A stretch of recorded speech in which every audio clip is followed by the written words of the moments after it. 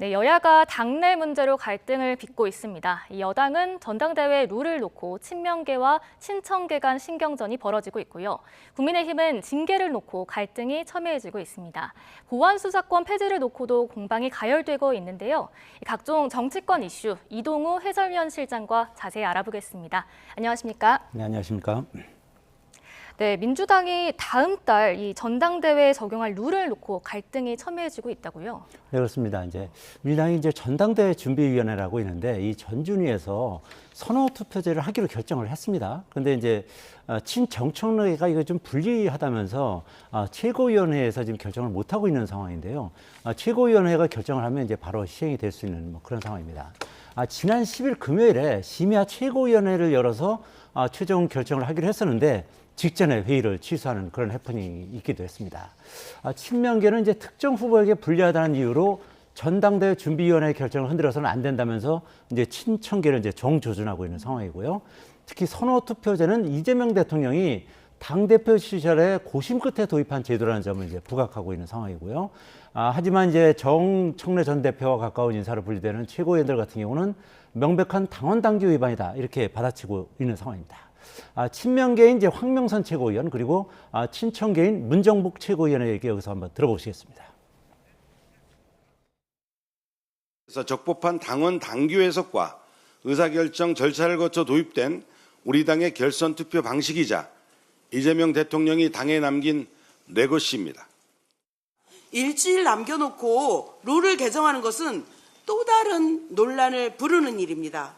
오류가 발견된 제도를 금과 옥조처럼 지키려고 하는 저희가 궁금합니다. 여기에 선출직 청년 최고위원제 도입을 놓고도 지금 갈등이 빚어지는데요. 찬반을 엇갈리면서 공방도 더 격해지고 있는 그런 상황입니다. 최고위원 숫자 면에서 보면 친청계 인사들이 한 4대 2 정도로 우위를 점하고 있거든요. 연임 도전 의사가 있거나 국회의원이 된 평당한 몫의 최고위원은 직을 내려내야 한다. 이런 친명계 주장까지 나오고 있는데요. 여기서 평당한 몫의 최고위원은 박지원 의원을 겨냥한 것으로 보이는데요. 여기서 박지원 의원이라는 것은 87년생 전북 군산 김제 부안의 국회의원을 말하는 것인데요. 네. 우리가 많이 알고 있는 42년생인 해남 완도 진도의 국회의원은 아니는 것으로 이렇게 네. 아셔야 되고요. 만약에 87년생 박지원 의원이 물러나게 되면 친명계 성격이 다소 강한 한병도 원내대표까지 포함해서 3대 3으로 구도가 변할 수 있거든요. 이런 이유 때문에 지금 박지원 최고위원의 어떤 사퇴를 요구하고 있는 이런 상황인데 한병도 원내대표 같은 경우 당대표 직무 대행이기 때문에 어떤 형태로든 서둘러 결론을 내겠다 이런 입장을 밝히고 있습니다. 네, 도대체 이 선호투표제가 뭐길래 친청 친명 이렇게 갈리는 건가요? 선호투표제가 좀 어떻게 보면 복잡한 측면도 있지만 사실 알고 보면 굉장히 간단한 그런 제도입니다. 지금 화면을 보시면서 설명을 드리겠는데 이게 한 명만 뽑는 것이 아니라 1, 2, 3위를 선호를 하는 후보를 찍게 되는 것이고요. 그리고 지금 화면에 나온 것처럼 A 후보가 41%, B 후보가 32%, C 후보가 13% 이렇게 나왔다 그러면 마지막 이 꼴찌 후보, C 후보의 표를 다 A 후보, B 후보에 더하는 그런 상황인데 이렇게 되면 결선 투표가 필요 없어지는 거죠.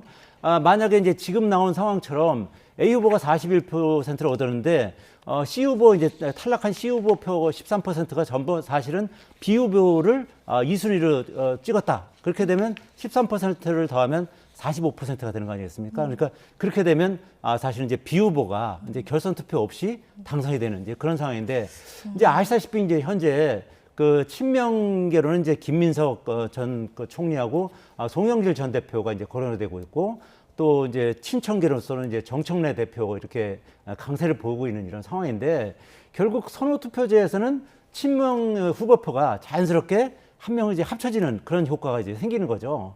그래서 별도의 결선 투표 없이도 한 차례 투표말을 당일 당선자를 최종 정하게 되는 것인데 김민석 전 국무총리 측에서는 불리할 게 없다 이런 판단을 하고 있어요. 초반 여론조사에서 이미 기선제압을 하고 있는 데다가 같은 친명계 후보인 송영길 전 대표 지지자들의 2순위표를 흡수할 수 있다는 그런 계산이 깔려 있는 것으로 보이고요. 특히 선호투표제가 지난해 전당대회를 앞두고서 이미 당무위에서 의결됐었다 이런 점도 강조하고 있습니다. 하지만 정청래 전 대표 측은 당원 당규 위반 가능성을 제기하면서 이제 거세게 이제 반발하고 있는 상황인데요. 여기서 이제 3명의 후보, 3명의 어떤 얘기를 한번 직접 들어보시겠습니다. 네. 전임 지도부가 다 포함해서 통과가 된 건데 그거를 갑자기 문제 제기하는 게 저는 오히려 조금 의아하고 그냥 기본적으로 이런 룰에 대해서는 너무 시비를 많이 하면 좀 치사해진다. 이 선호투표가 결정된 것을 저는 존중합니다. 누구든지 1등, 2등 찍어주면 다 합산을 해가지고 결과적으로 과반수 득표자가 당선되기 때문에 부담 없이 송영길을 찍을 수 있는 분위기가 만들어졌다. 경선 룰 가지고 시비를 할 생각이 없습니다.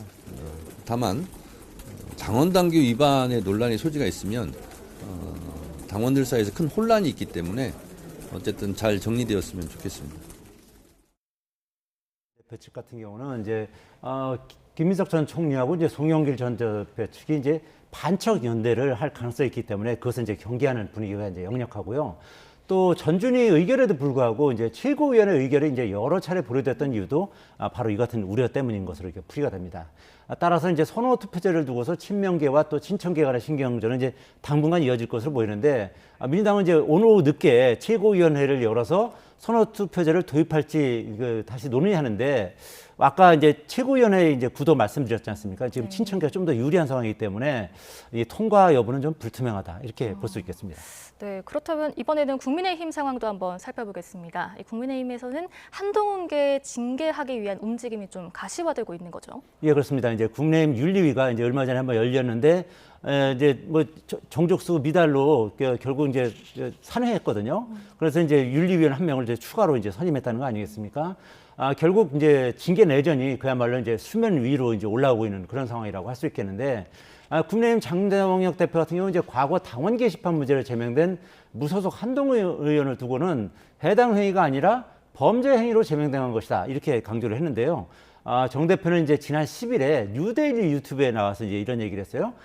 이제 최근 이제 비공개 그 최고위 회의에서 자신이 언급한 해당 행위자의 영구 복당 금지 대상이 친한계 의원들은 아니란 취지다. 뭐 이런 얘기를 하면서 이같이 말을 했는데 네. 이제 같은 당 이제 조경태 의원 등 그 징계 가능성을 묻는 질의에는 엄정한 조치가 필요하다 이렇게 얘기를 했거든요.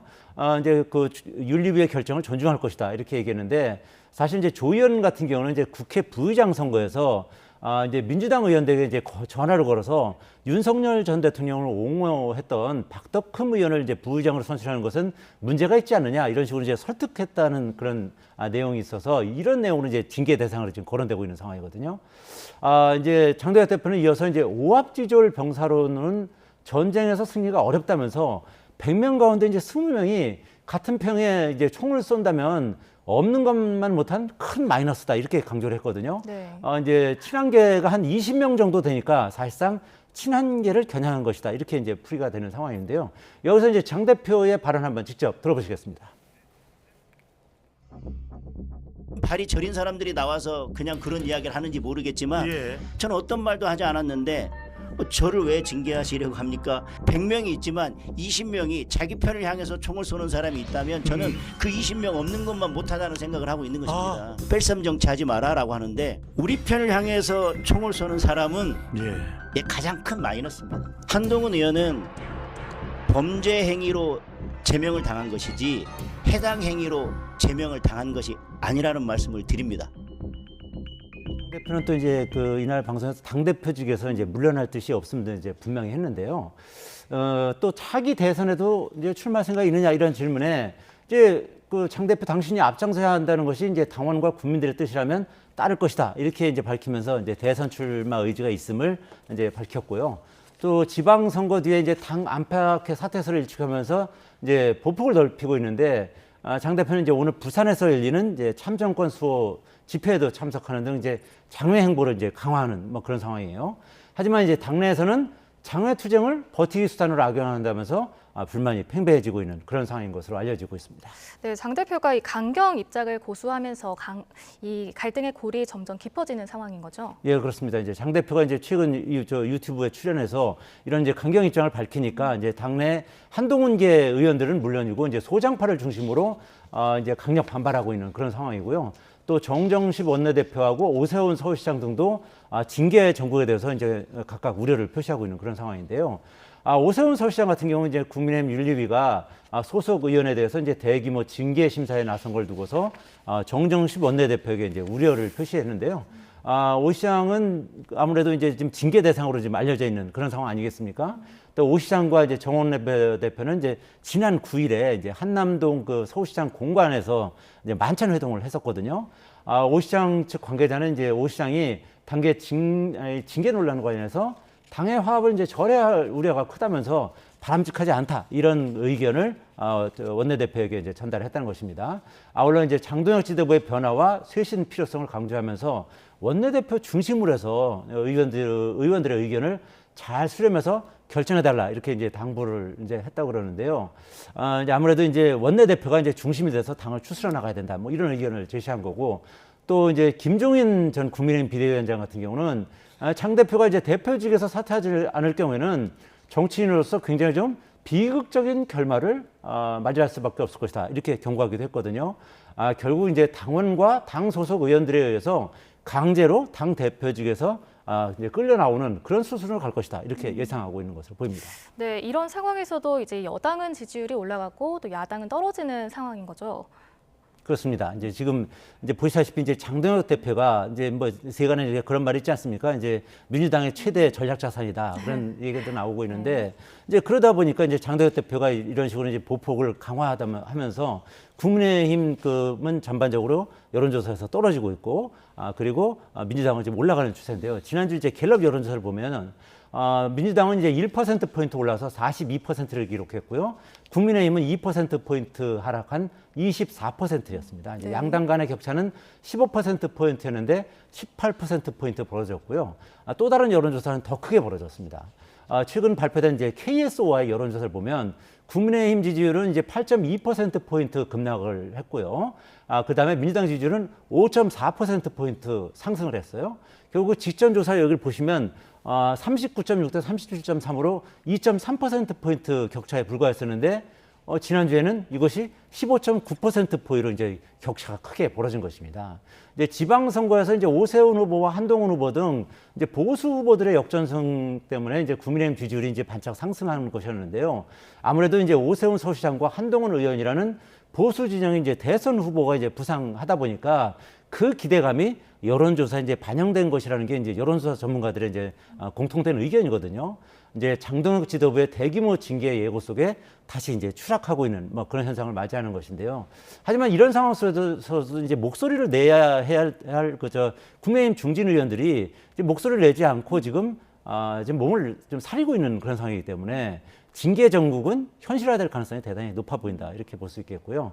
이제 징계가 실제로 단행될 경우에 이제 그 기존의 중도층은 물론이고 보수층까지 이제 대거 이탈하면서 국민의힘 지지율은 추가로 하락할 가능성이 높다 이렇게 볼 수 있겠습니다. 네, 지금 현재 그 장윤기 사건으로 이 보안 수사권 관련해서 또 재점화가 된 상황인데 여야 입장차 어떤지 살펴주시죠.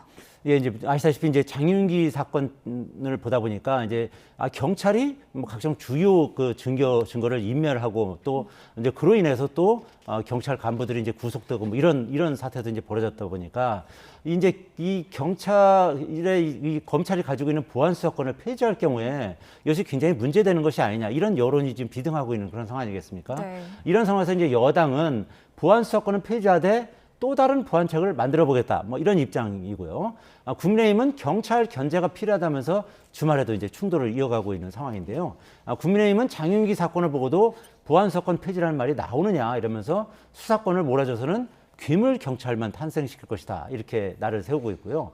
근데 경찰을 견제할 수 없는 상황에서는 결국 변호사에게 사건을 맡기기 어려운 사회적 약자들만 최대 피해자가 될 것이다. 이렇게 강조하고 있습니다. 조만간 이제 맞불 입법도 추진할 예정인데요. 반면에 이제 더불어민주당 같은 경우는 이제 거듭 보안 수사권 폐지 추진 의지를 이제 드러내고 있습니다. 민주당은 대신에 보안 수사 요구권, 즉 이제 검찰이 경찰 기록을 보고 다시 수사를 요구할 권한을 강화해서 부작용을 막겠다. 뭐 이런 입장을 보이고 있는데요. 다만 이런 내용은 좀 상당히 부족하다면서 여당 내 이제 우려도 나오고 있는 그런 상황입니다.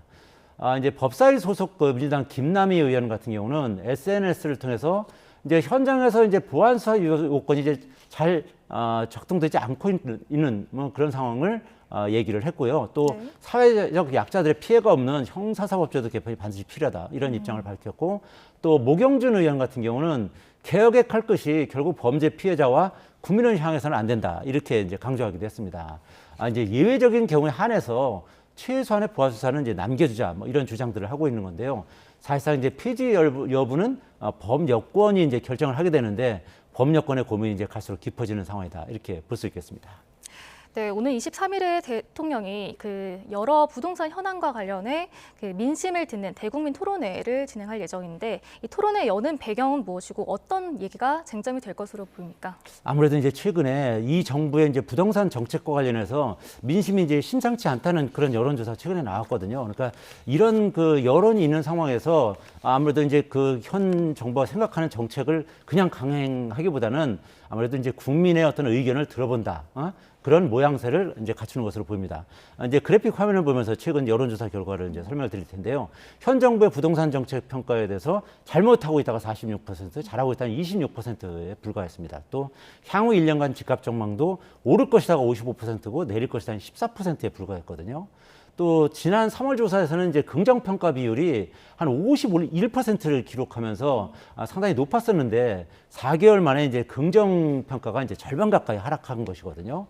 또 이제 그 향후 1년 저가 집값 전망에 관해서도 이제 좀 전에 말씀드렸듯이 네.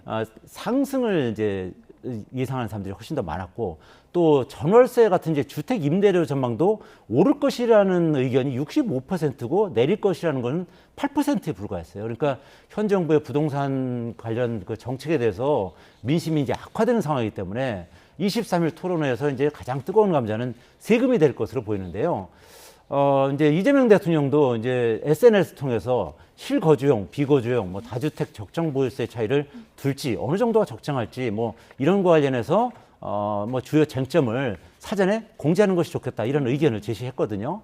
이제 구체적으로 부동산 적정 보유세 그리고 뭐 주택 보유와 거주 유형, 뭐 추구국가 주택 여부 등에 따라서 차이를 어떻게 둘지 이런 그 쟁점을 이제 예시로 제시를 했는데 네. 이 대통령이 이렇게 이제 의견을 제시한 것처럼 아무래도 이제 보유세 강화 그리고 양도세 이제 장기 보유 특별 공제를 축소하는 안 등이 이제 가장 큰 쟁점으로 이제 떠오를 것으로 보이고요. 네. 이외에도 이제 대출 규제 완화 등도 이제 쟁점이 될 가능성이 높아 보입니다.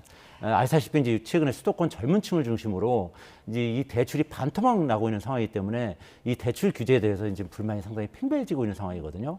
그렇기 때문에 이런 부분도 상당히 이제 쟁점이 될 가능성이 높다 이렇게 네, 볼 수 여기까지 있겠습니다. 듣겠습니다.